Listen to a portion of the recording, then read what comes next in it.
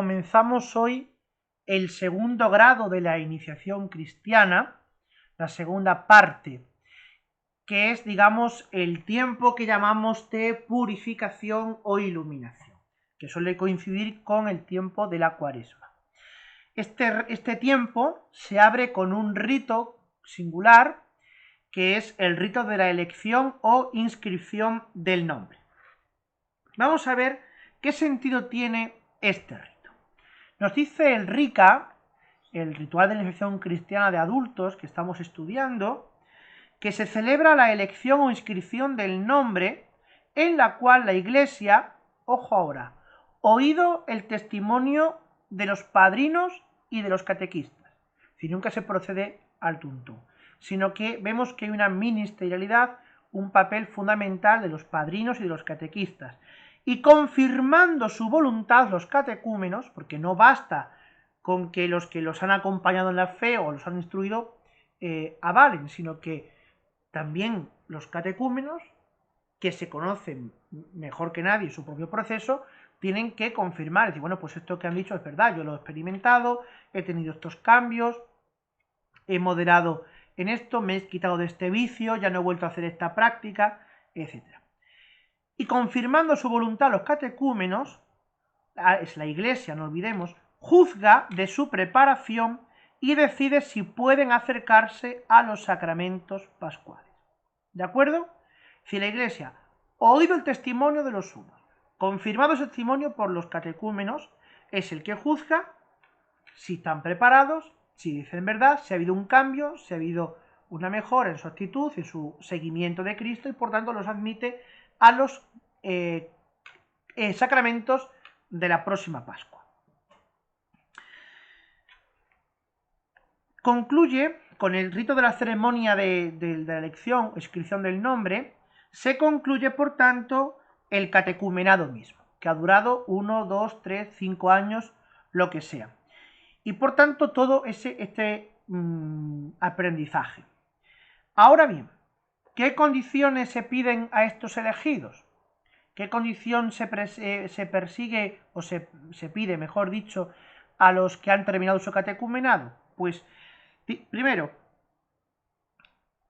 que la fe esté iluminado. Es decir, que el catecúmeno haya sido ya iluminado por la fe, que conozca los rudimentos de la fe, digamos, el catecismo, etc., ¿no? Y también que la fe pues haya hecho cambiar su forma de ver, de pensar, de valorar las cosas en la vida, ¿no?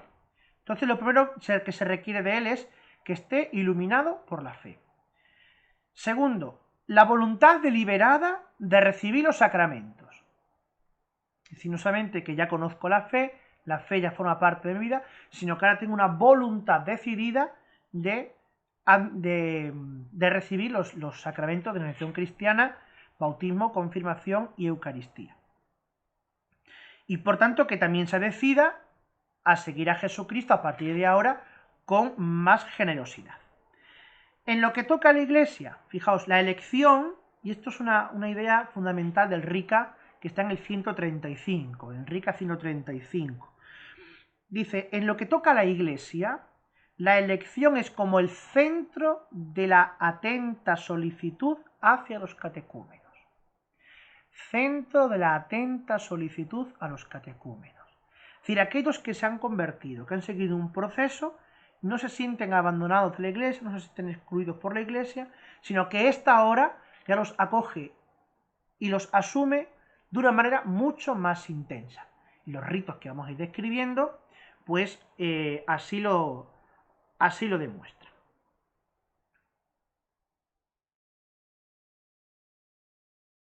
Mención aparte merecen también los padrinos.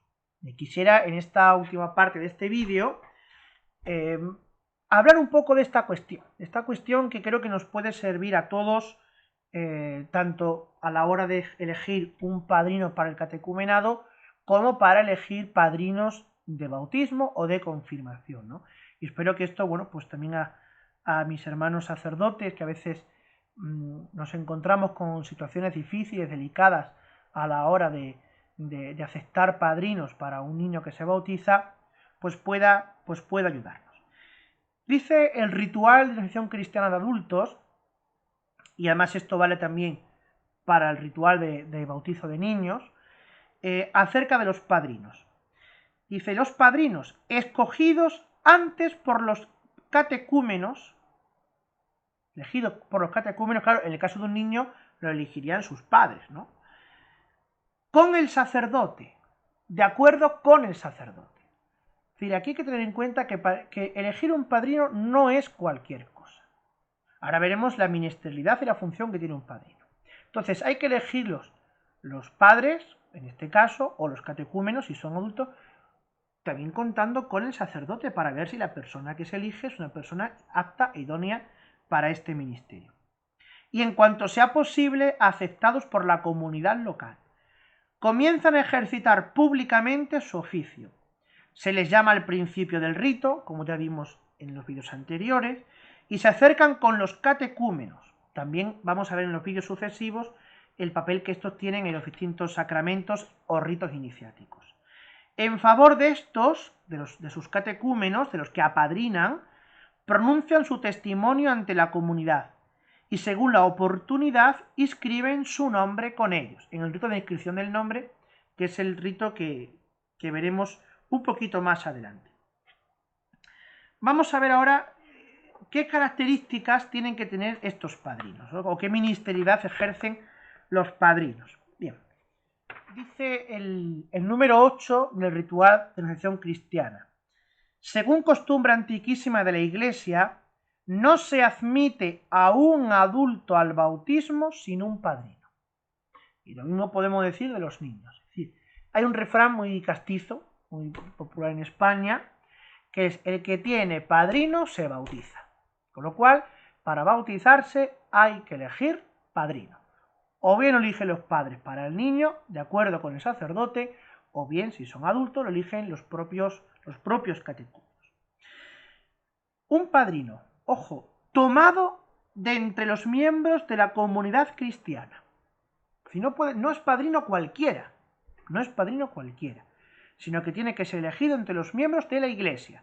O es verdad que puede ser un abuelo, puede ser un amigo, porque normalmente el sentido de la comunidad cristiana se entiende a todos los bautizados que forman parte de ese sitio, ¿no? Con lo cual, ya por estar bautizado, se forma parte de la comunidad cristiana. Aunque uno se bautice en Cáceres y el padrino que se elige sea de Zaragoza, bueno, pues si está bautizado forma parte de la comunidad cristiana, con lo cual sería en principio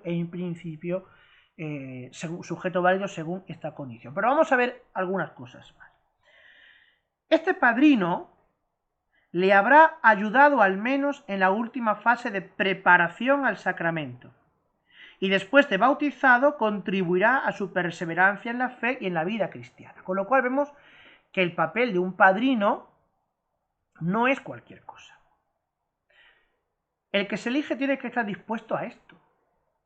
Otra razón es porque tiene un deber de justicia con su ahijado y también tiene un deber de responsabilidad moral ante Dios, que se fía y le confía esta ministerialidad, ¿no?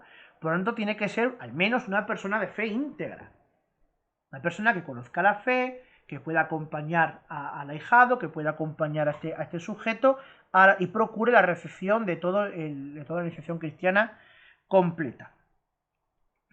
En el bautismo de un niño debe haber también un padrino, que representa a la familia como extensión espiritual de la misma y a la Iglesia Madre. Y como sea necesario, ayuda a los padres para que el niño llegue a profesar la fe y a expresarla en su vida. Eso es un padrino, el que está dispuesto a esta función espiritual de ayuda a la profesión de la fe, de maduración de la fe. Y si un padrino no reúne las condiciones para ello, pues por muy doloroso que sea, no se debe elegir como padrino. Porque entonces es un pecado grave que cometen los padres por una mala elección y ponemos también en riesgo de pecar a alguien que no va a ser capaz de hacer aquello que se le pide. Lo cual, elegir un padrino, por favor, hay que tener las cosas muy claras y no podemos elegir a cualquiera. Es que mi mejor... Vale, pues muy bien, si la amistad no se va a romper por eso. Y porque al final, los padrinos, ¿para qué son? ¿Para darle regalos al niño una vez al año por su cumpleaños o en Reyes? ¿Para eso es un padrino? No, para eso vale cualquiera, para eso vale un tío, un primo, un amigo, vale cualquiera. Pero no, un padrino tiene una responsabilidad espiritual y una responsabilidad grave ante Dios. Entonces, si uno no quiere poner en peligro espiritual a una persona, no lo elijas para padrino. Elige a alguien que sea capaz, que lleve una vida recta de fe, de coherencia. No tiene que ser un santo, no tiene que ser un santo, pero sino un cristiano normal y corriente que practica la religión, que ama al Señor y que sabes que va a ayudar a ese hijo tuyo a amar al Señor y a conocerlo. Que a lo mejor tú no eres capaz de enseñarle, o a lo mejor a ti la religión esto, bueno, pues, lo haces porque, en fin, todavía tienes un poquito de fe y sabes que hay que bautizar a los muchachos, pero no te puedes comprometer a más porque no vas a ser capaz. Elige un buen padrino que lo haga, que seguro que lo tienes, aunque sea una abuela.